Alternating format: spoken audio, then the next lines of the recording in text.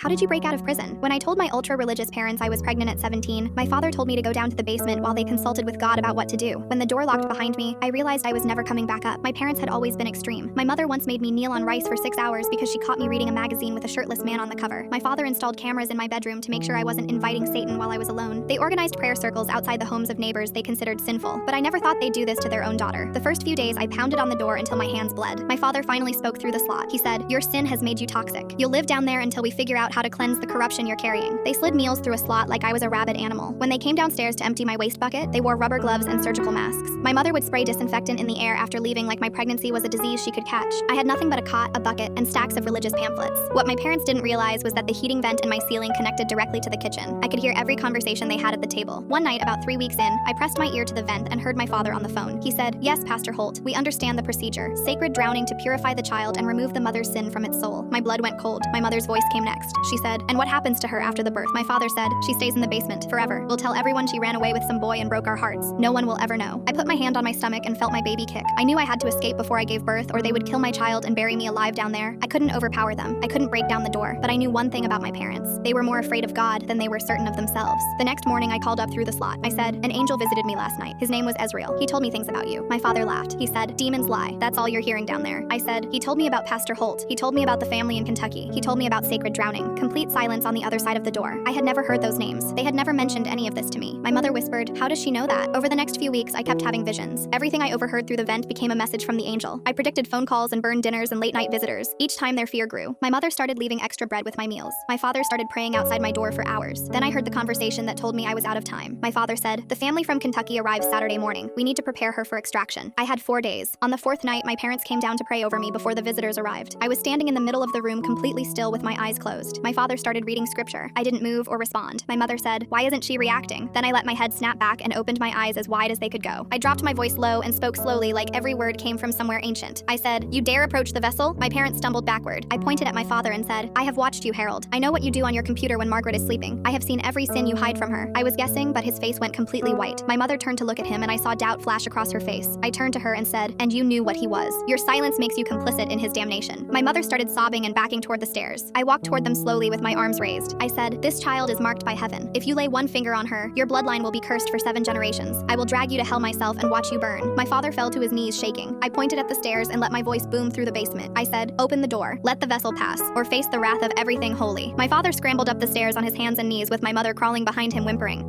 I walked up calmly while they collapsed on the kitchen floor crying and begging God for mercy. I stepped over their bodies, walked out the front door, and went straight to the police. My daughter is 4 now, and I tell her an angel saved us both. She doesn't need to know the angel was me.